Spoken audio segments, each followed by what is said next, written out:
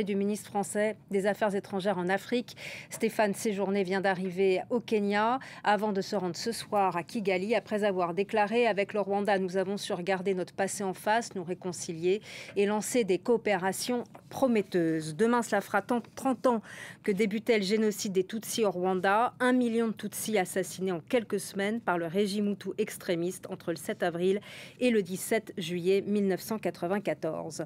Bonjour Isabelle Darras, vous êtes journaliste et écrivaine, autrice de ce dernier ouvrage sur le Rwanda, Après la pluie d'avril.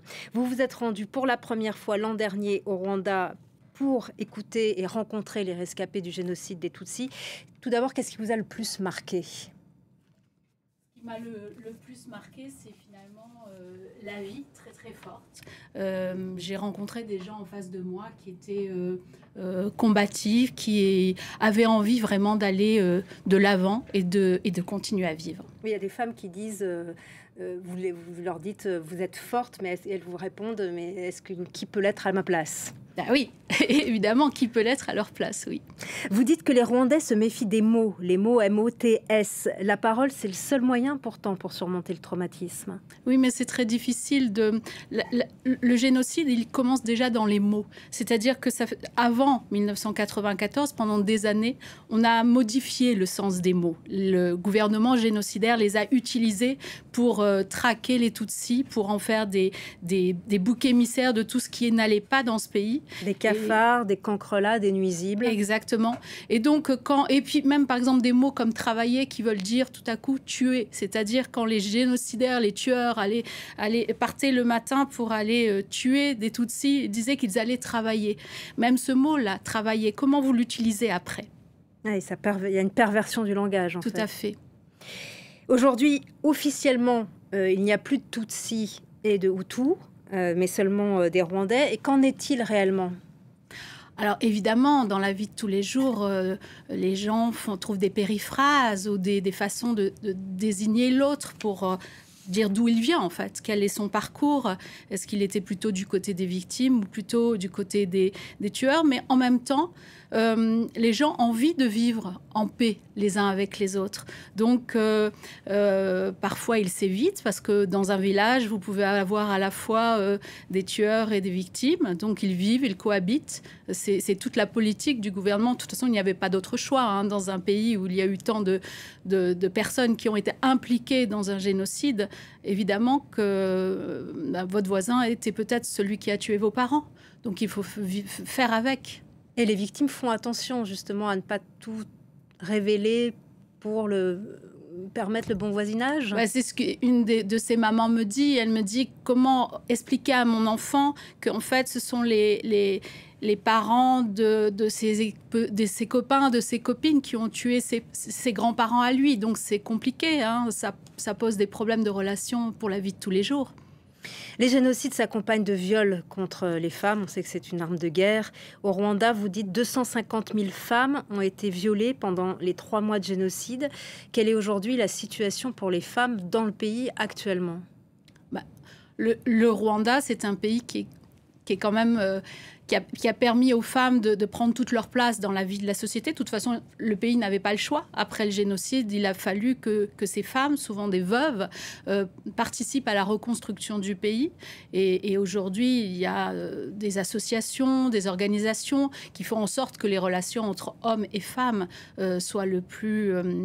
égales possible, mais c'est comme en France, c'est difficile. Il y a toujours des problèmes de violence conjugale, etc.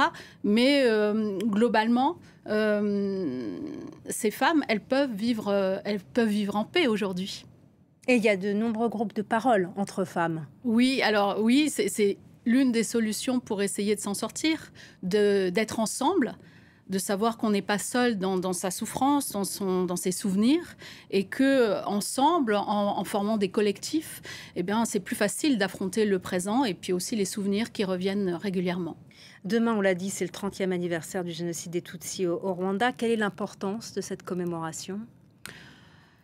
C'est énorme parce que il faut bien comprendre, il faut que les Français comprennent que ce qui s'est passé en 1994 au Rwanda, c'est un chapitre aussi de notre histoire de France. Et que, certes, chaque régulièrement, nos représentants, notamment là, M. Macron, font des pas pour, on dirait, dans la bonne direction, mais en même temps, la réalité n'est pas reconnue. La réalité, c'est que la France n'a pas été passive au Rwanda. La France, elle a été complice d'un génocide. Et il faudrait pouvoir le reconnaître. Et ça prend du temps. Et établir des responsabilités individuelles ? Ben oui, parce que au plus haut sommet de l'État, nos responsables politiques ont été complètement impliqués dans cette politique. Ils n'ont pas été témoins de ce qui s'est passé au Rwanda, d'une politique de discrimination, une politique raciste, une politique génocidaire. Ils ont été partie prenante de cette politique. Et que pensent les Rwandais aujourd'hui du rôle qu'a joué la France et des dernières déclarations du chef de l'État, Emmanuel Macron ? Alors, chaque nouvelle déclaration d'un président français qui petit à petit reconnaît la part de responsabilité de la France, elle est toujours bien accueillie. Mais pour la plupart des Rwandais que j'ai rencontrés, il est évident que la France est complice du génocide, qu'elle a participé à ce génocide. Ça, c'est une réalité qui fait aucun doute. Et le fait que le chef de l'État ne soit pas présent demain, comment c'est perçu ? Alors bon, ils sont un peu habitués à ce qu'est le comportement de nos responsables français au Rwanda. Je pense que c'est sans doute un peu décevant pour eux, parce que les 30 ans de commémoration comme celle d'un génocide, c'est très important. On aurait pu imaginer que le président lui-même fasse le déplacement. On comprend bien aussi dans votre livre que le Rwanda et son président, Paul Kagame, jouent un rôle important sur le continent même africain, malgré la petitesse du Rwanda. Mais ça reste également un pays très pauvre. Oui, moi, c'est ce qui m'a frappée. C'est quand même, je crois qu'il est classé 186e mondial, ce qui est vraiment fait 160e, vous dites dans votre livre, bon, sur alors... 189. Enfin, c'est vous ce qui le dites. Oui, bah alors ça doit être vrai. mais effectivement, c'est un pays très pauvre et c'est vrai que pour beaucoup de rescapés, aujourd'hui, l'enjeu, c'est pas forcément le tueur qui vient de sortir de prison. C'est comment on vit, comment on survit, comment on nourrit ses enfants tous les jours. Ça, c'est un vrai enjeu. Comment aussi, pour les plus jeunes, on trouve du travail. Parce qu'à 20 ans, 30 ans, quand on a fait des études et qu'on ne trouve pas de travail, c'est très, très dur. Parce qu'ici, on parle beaucoup de la vitrine économique, du boom économique de Kigali. Mais c'est une réalité. Il y a des gens qui vivent très très bien à Kigali, au Rwanda, et c'est un pays parmi les pays africains où il est possible de vivre bien. C'est un pays qui est agréable et c'est un pays qui est sûr aussi. Ça, c'est très important pour les gens qui y vivent.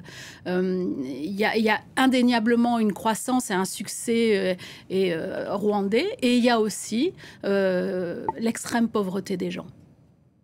Et pour terminer, le processus de réconciliation entre Hutus et Tutsis, est-ce qu'on peut dire qu'il est achevé ? Je ne sais pas si on peut dire qu'il est achevé. Je pense que les jeunes générations ont envie de vivre ensemble, ça c'est sûr, et qu'on ne peut pas reprocher aux enfants de ceux qui ont tué une quelconque responsabilité. 70% de la population rwandaise, me semble-t-il, est jeune, à moins de 20 ans. Donc, ils n'ont pas connu le génocide. Et évidemment, c'est quelque chose qui est en cours. Ça prendra du temps, ça prend du temps. Il y a la transmission de l'histoire, il y a la mémoire qui est là, et il y a l'avenir aussi de toutes ces jeunes générations. Il y a encore des procédures judiciaires en cours ? Oui, bien sûr. Merci beaucoup, Isabelle Darras, d'être venue sur France 24. Merci à vous. Et je rappelle votre ouvrage « Après la pluie d'avril ». Merci à vous.